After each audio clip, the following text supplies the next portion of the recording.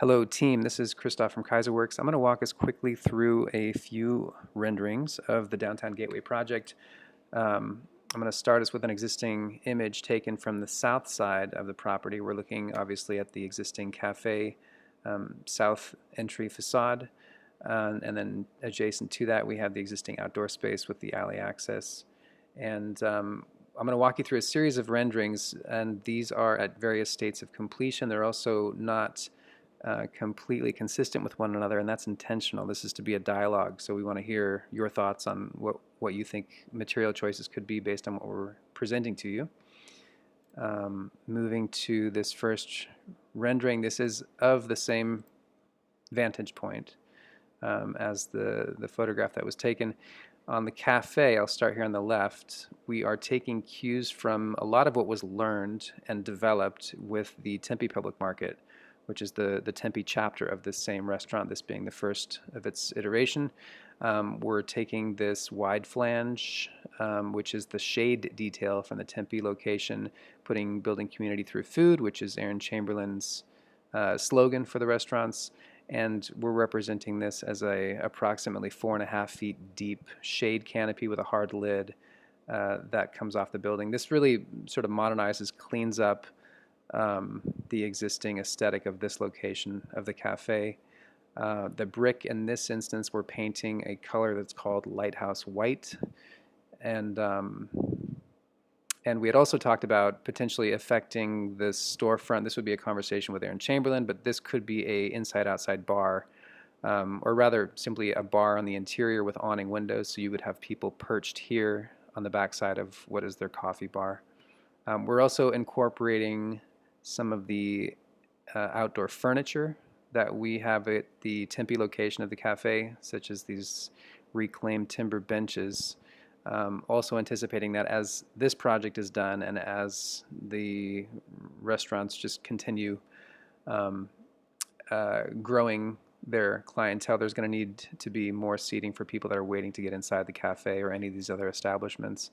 Moving to the right, and as I do that, if you see here, this is also borrowing from the Tempe location. We just get a hint of it right here, but this is a large, this oversized hearth, which is made with reclaimed concrete, which has become sort of the central focus of the private outdoor space of the Tempe Public Market, and we're suggesting that that reoccurs here on the northern end of this pocket park. The pocket park we're naming El Codo, which means the elbow, and that's a play on this right angle that the park form is comprised of.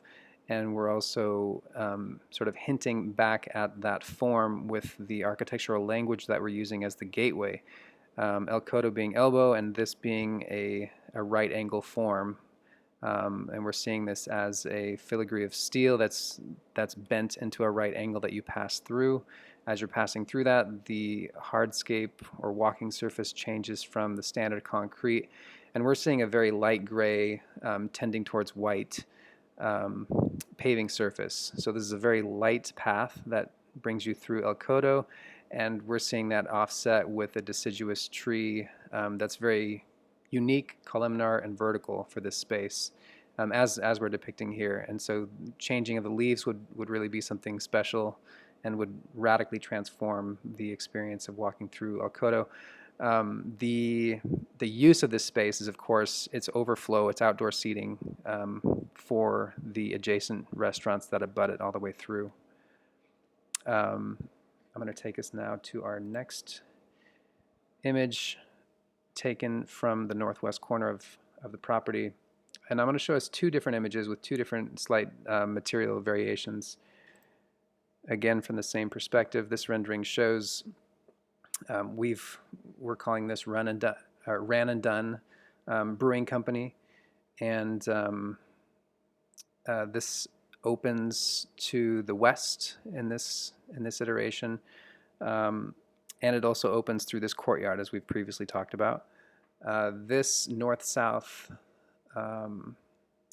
pedestrian path becomes a very central feature that we're highlighting with street lamps, and this will be seasonal signage that would hang off of those street lamps. We're looking now into a side. This is a new opening into the north face of Run and Dun, and we're showing just the start of creeping fig, Tropictio, agave, and some blue elf agave, or sorry, aloe vera that grew at the base of this. So we had talked about this, and again, this would be pending approval by the city, but this idea of a east-west running,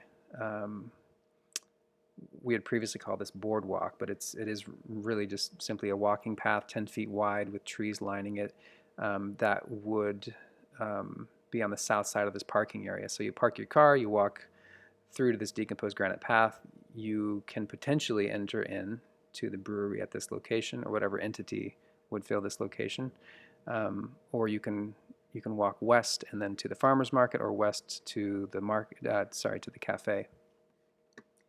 This next image is obviously the same image, with a white treatment on that brick, which was another one that we thought we should consider. And don't be distracted. This is we're kind of having fun here, but we had played with a number of different ways in which to highlight this as a high point in the project, and this is one that we did kind of for fun, and we're just leaving it there for now. I wanted to get your read on it. This is a primary entry point that could again have the same language as what I just showed you for the entry to El Coto Park. This could have that same architectural treatment. Circling back to this image, I think that's one thing that I would propose. I don't have an existing image for this rendering, but we are obviously at the front face of Rusty's building. We're on the northeast corner of the site, and we're looking now west. Here you see that decomposed granite pathway with the wood timber benches that create a buffer between that path and the parking area directly to the north of it. And we're looking into Ran and Dun Brewery, a bustling brewery. Here we see the east entry to El Coto, with some of those deciduous trees in transition. And then to the south of that, we still need to work on this. We're still working on, we basically started on the opposite side of the building. We're working our way back around to where we had previously done renderings on our first round, which, as you recall, is represented here. We've taken the signage off of the top of the building per sign regulations, and we're redesigning what this looks like now.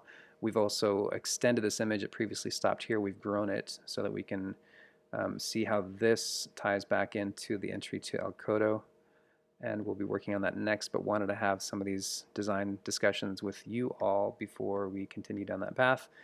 This is another image that we'll be circling back to. This again was that initial image, which was sort of the impetus for thinking about, you know, what does this park feel like? What is the identity of it? Is it separate of the building, or does it feel like simply the leftover space? And I think where we've landed now, and I'll take us back to that image to close out, where this really starts to feel like it has its own identity, almost like a freestanding building, I think is where we want to take things.